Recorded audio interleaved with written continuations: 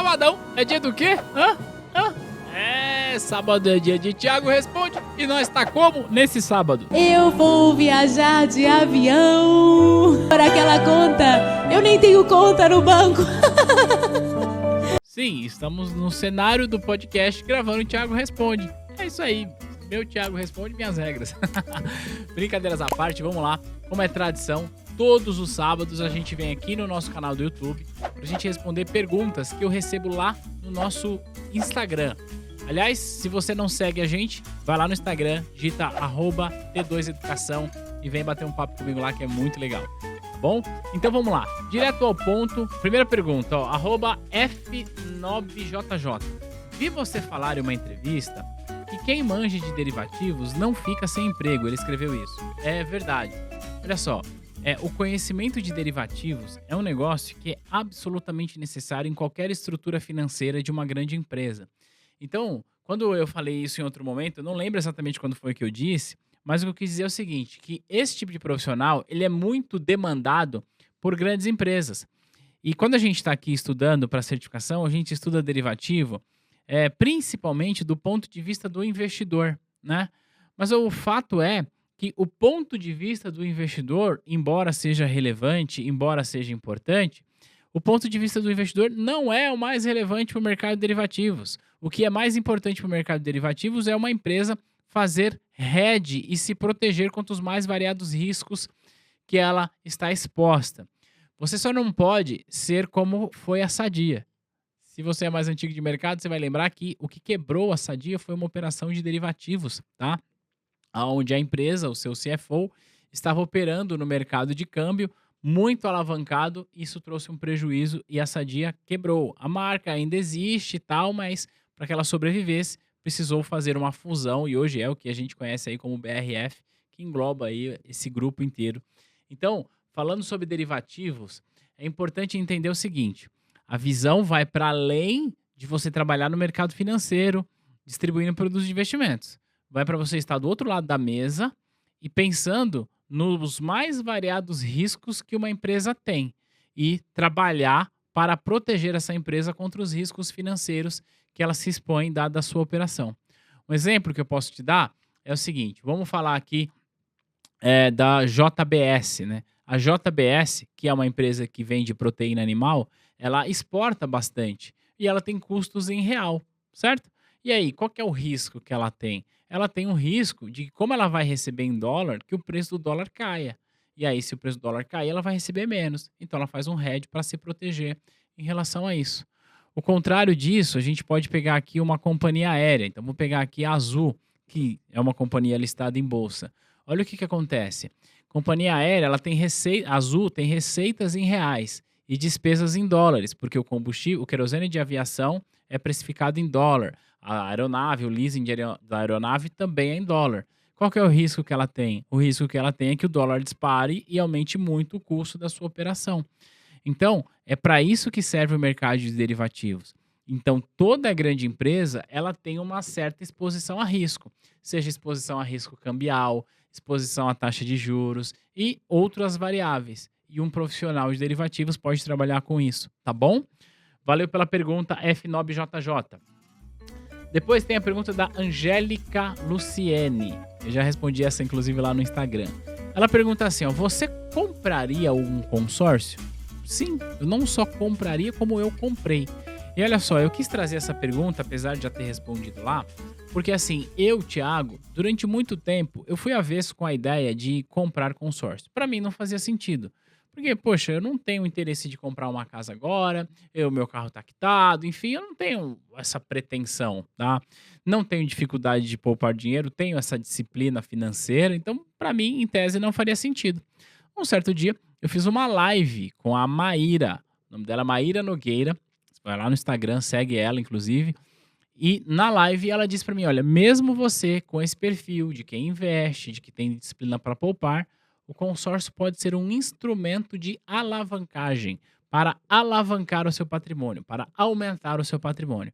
E aí ela me explicou todo o racional por trás e, para mim, fez sentido. Eu quis compartilhar isso para dizer o seguinte, que você não pode cair na ideia de que existem produtos ruins. Existem produtos ruins para determinadas pessoas em determinados momentos. No caso do consórcio, no meu caso, ele atendeu uma necessidade de aumento de patrimônio sem eu desembolsar muita grana. É uma possibilidade. É a melhor possibilidade? Não sei, mas fez sentido para mim.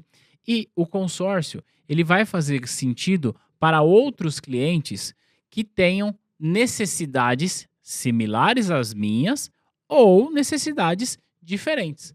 O grande conceito aqui é você saber qual que é a necessidade do teu cliente para que você possa falar para ele sobre uma solução que você tem para aquela necessidade.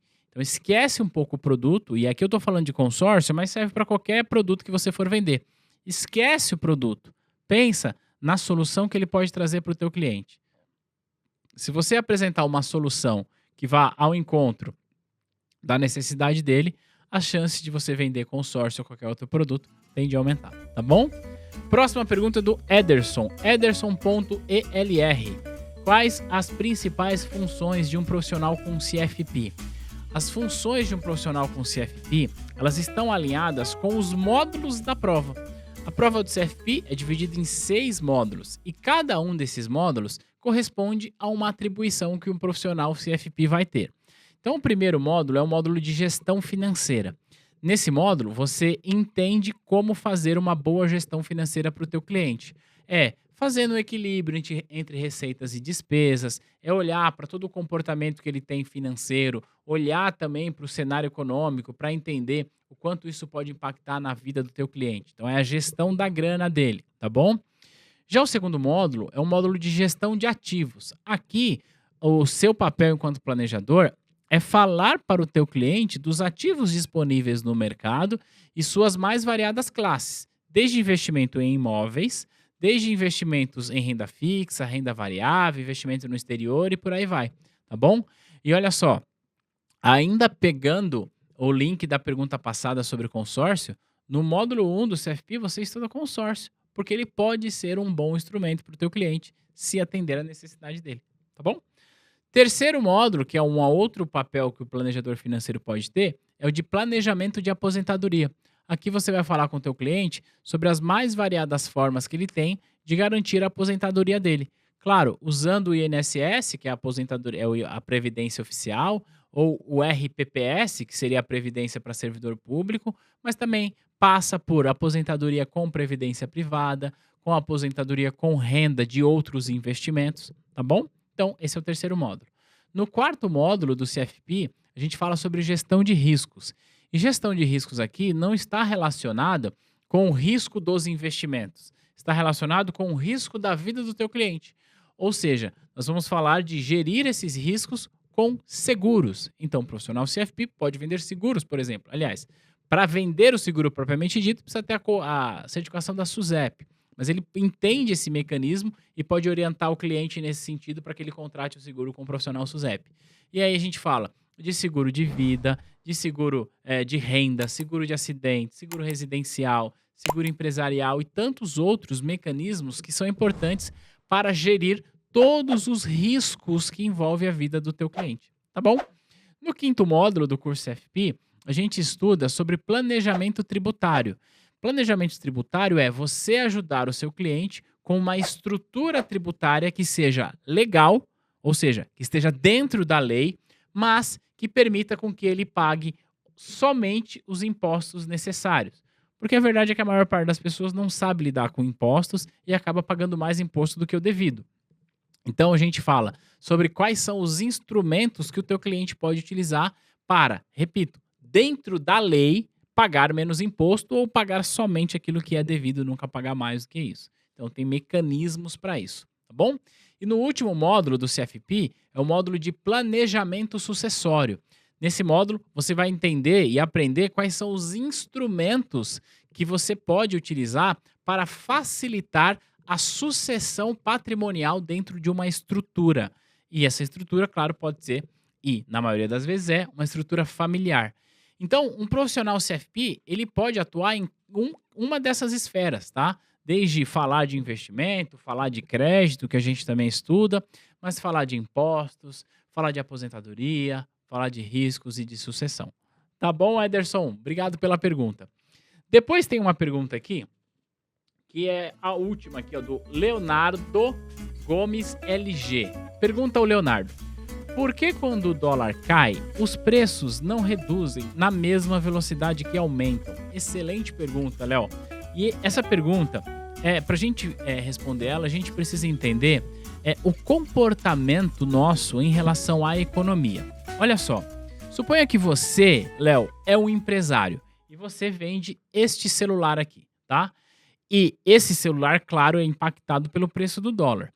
E você hoje tem um estoque lá que você comprou, sei lá, com dólar a R$ 4. Quando o dólar sobe, neste momento, a alta do dólar não impactou o teu preço. Porque, afinal de contas, você comprou com a cotação anterior. Só que, qual que é a sua mentalidade? Caramba, porque o dólar subiu, eu já sei que fica mais caro. E porque fica mais caro, eu preciso me antecipar a isso. Esse é um comportamento natural das pessoas, tá?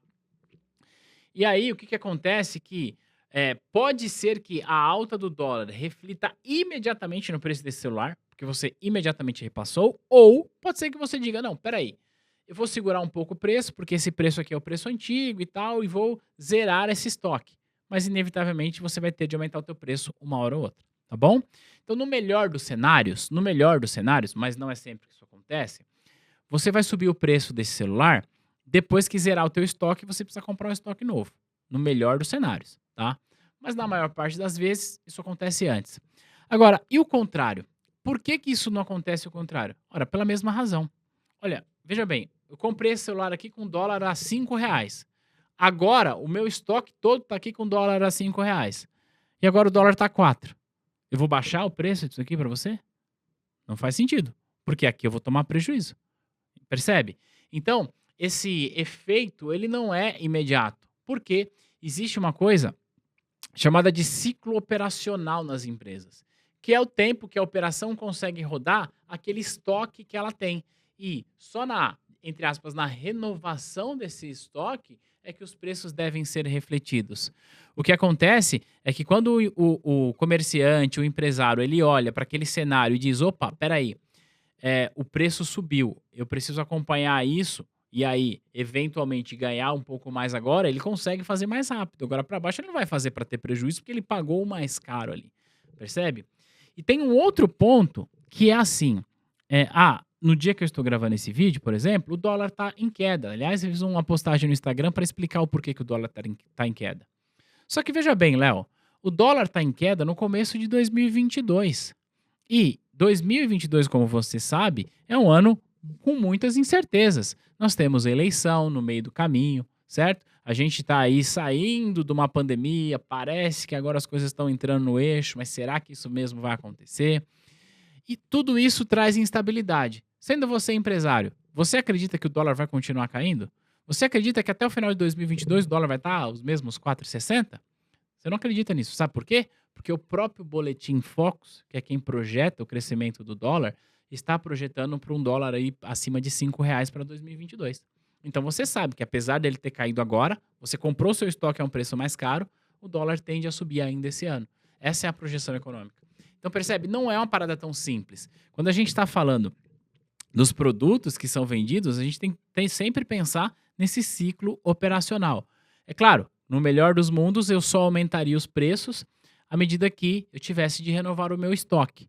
Mas a verdade é que não é assim que a coisa funciona. E ainda que a coisa funcione assim, para uma empresa, isso pode gerar um efeito que vai fazer com que o estoque dela zere mais rápido e ela precise repassar o preço mais rápido. Vou te explicar.